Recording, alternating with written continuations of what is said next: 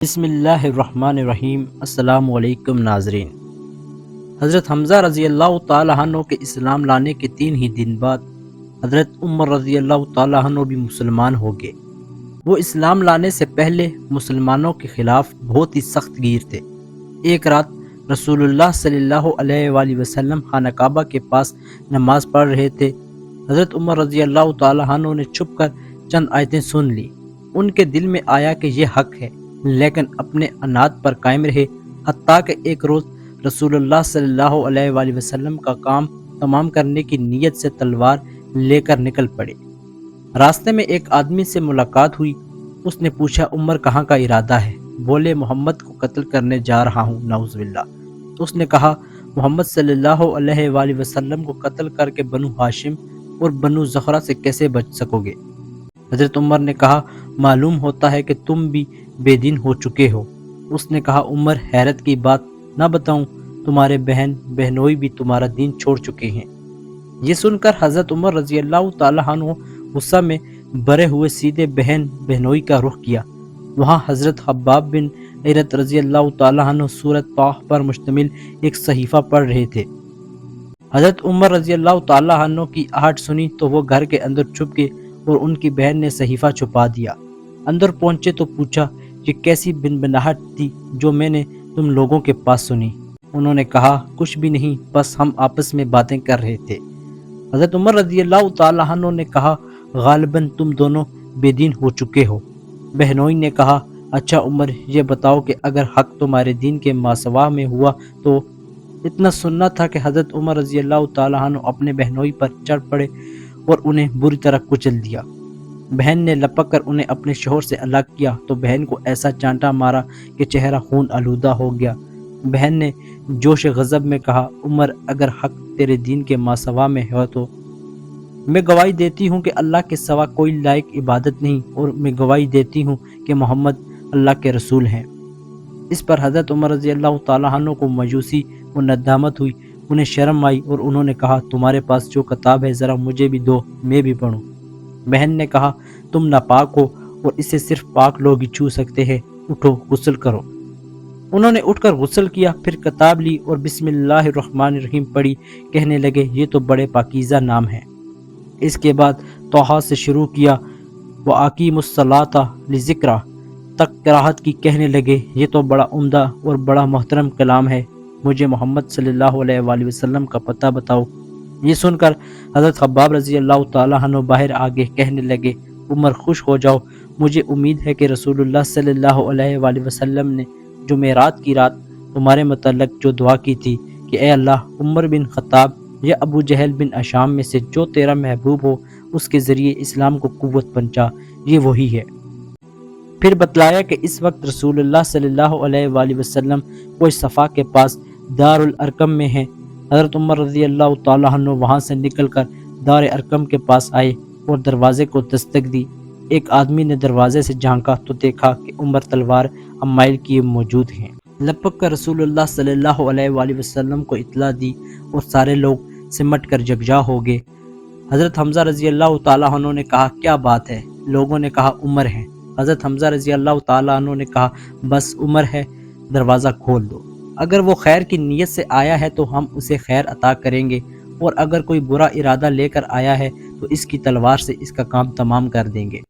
ادھر رسول اللہ صلی اللہ علیہ وآلہ وسلم اندر تشریف فرما تھے۔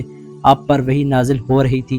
وحی نازل ہو چکی تو اندر سے بیٹھک میں تشریف لائے اور تلوار کے پرتلے سمیت حضرت عمر رضی اللہ تعالیٰ عنہ کا کپڑا پکڑ کر سختی سے جھٹکتے ہوئے فرمایا، عمر، کیا تم اس وقت تک باز نہیں آؤ گے جب تک کہ اللہ تعالیٰ تم پر بھی وہی ذلت و رسوائی اور عبرتناک سزا نازل نہ فرما دے جیسی ولید بن مغیرہ پر نازل ہو چکی ہے؟ یا اللہ، یہ عمر بن خطاب ہے، یا اللہ اس عمر بن خطاب کے ذریعے اسلام کو عزت و قوت عطا فرما۔ حضرت عمر رضی اللہ تعالیٰ عنہ نے کہا، میں گواہی دیتا ہوں کہ اللہ کے سوا کوئی لائق عبادت نہیں اور آپ اللہ کے رسول ہیں۔ اس پر گھر کے اندر سے موجودہ صحابہ کرام نے اس زور سے تکبیر کہی کہ مسجد حرام والوں کو بھی سنائی دی۔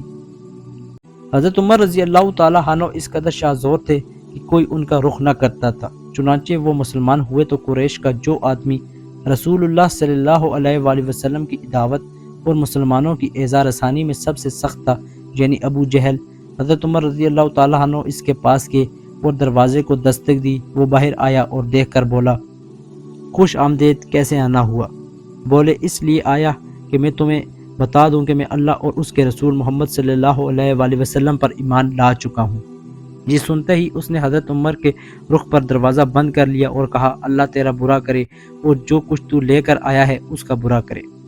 اس کے بعد حضرت عمر رضی اللہ تعالیٰ عنہ اپنے ماموں عاصم بن عاشم کے پاس گئے اور اس سے بتلایا تو وہ گھر کے اندر گھس گئے۔ اس کے بعد جمیل بن محمد حجمی کے پاس گئے۔ یہ شخص کسی بات کا ڈھول پیٹنے میں پورے قریش کے اندر سب سے ممتاز تھا۔ اسے بتایا کہ آپ مسلمان ہو گئے ہیں تو اس نے بلند آواز سے چیخ کر کہا کہ خطاب کا بیٹا بے دین ہو گیا ہے۔ حضرت عمر رضی اللہ تعالیٰ عنہ نے کہا، یہ جھوٹ کہتا ہے، میں مسلمان ہو گیا ہوں۔ بہرحال یہ سن کر لوگ ان پر ٹوٹ پڑے۔ اب حضرت عمر رضی اللہ تعالیٰ عنہ لوگوں کو مار رہے تھے اور لوگ حضرت عمر کو، جہاں تک کہ سورج سروں پر آ گیا اور حضرت عمر رضی اللہ تعالیٰ عنہ تھک کر بیٹھ گئے۔ اس کے بعد جب گھر واپس ہوئے تو مشرکین نے اس ارادے سے اکٹھا ہو کر ان کے گھر کا رخ کیا کہ انہیں جان سے مار ڈالیں۔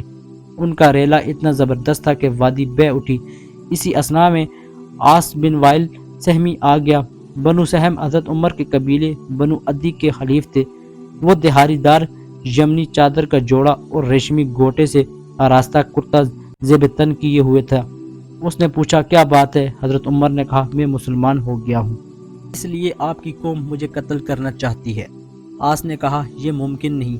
اس کے بعد باہر نکلا، دیکھا کہ لوگوں کے ریلے سے وادی بہہ پڑی ہے۔ پوچھا، کہاں کا ارادہ ہے؟ لوگوں نے کہا، یہ خطاب کا بیٹا بے دین ہو گیا ہے۔ عاص نے کہا، اس کی طرف کوئی راہ نہیں، یعنی تم اس کا کچھ نہیں بگاڑ سکتے۔ یہ سنتے ہی لوگ واپس پلٹ گئے۔ ناظرین، جہاں تک مسلمانوں کا تعلق ہے تو حضرت عمر رضی اللہ تعالیٰ عنہ کے اسلام لانے سے انہوں نے بڑی عزت و قوت محسوس کی۔ اس سے پہلے مسلمان چھپ کر نماز پڑھتے تھے۔ وہ مسلمان ہوئے تو انہوں نے کہا، اے اللہ کے رسول، کیا ہم حق پر نہیں ہیں، خواہ زندہ ہیں خواہ مردہ؟ آپ نے فرمایا، کیوں نہیں؟ انہوں نے کہا، پھر چھپنا کیسا؟ اس ذات کی قسم جس نے آپ کو حق کے ساتھ بھیجا ہے، ہم ضرور نکلیں گے۔ چنانچہ مسلمان نبی صلی اللہ علیہ وآلہ وسلم کو عمرہ لے کر دو صفوں میں نکلے، ایک میں حضرت حمزہ اور ایک میں حضرت عمر رضی اللہ تعالیٰ عنہ تھے۔ ان کے چلنے سے چکی کے آٹے کی طرح ہلکا ہلکا غبار اڑ رہا تھا، جہاں تک کہ مسجد حرام میں جا داخل ہوئے۔ قریش نے دیکھا کہ ان کے دلوں پر ایسی چوٹ لگی کہ اب تک نہ لگی تھی۔ اسی وجہ سے حضرت عمر رضی اللہ تعالیٰ عنہ کا لقب فاروق پڑ گیا۔ حضرت ابن مسعود رضی اللہ تعالیٰ عنہ کا بیان ہے کہ جب سے حضرت عمر نے اسلام قبول کیا، ہم برابر طاقتور اور باعزت رہے۔ انہوں نے یہ بھی فرمایا کہ ہم خانہ کعبہ کے پاس نماز پڑھنے پر قادر نہ تھے، یہاں تک کہ حضرت عمر رضی اللہ تعالیٰ عنہ نے اسلام قبول کیا۔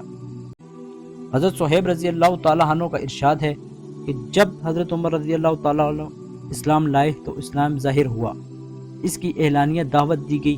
ہم حلقے لگا کر بیت اللہ کے گرد بیٹھے اور اس کا طواف کیا، اور جس نے ہم پر سختی کی اس سے انتقام لیا اور اس کے بعد مظالم کا جواب دیا۔ ناظرین، اسی امید کے ساتھ کہ آپ کو ہماری آج کی یہ ویڈیو پسند آئی ہوگی۔ ملتے ہیں ایک نئی تحقیقی اور معلوماتی ویڈیو کے ساتھ۔ خدا ہم سب کا حامی و ناصر ہو۔ مجھے دیجیے اجازت۔ خدا حافظ۔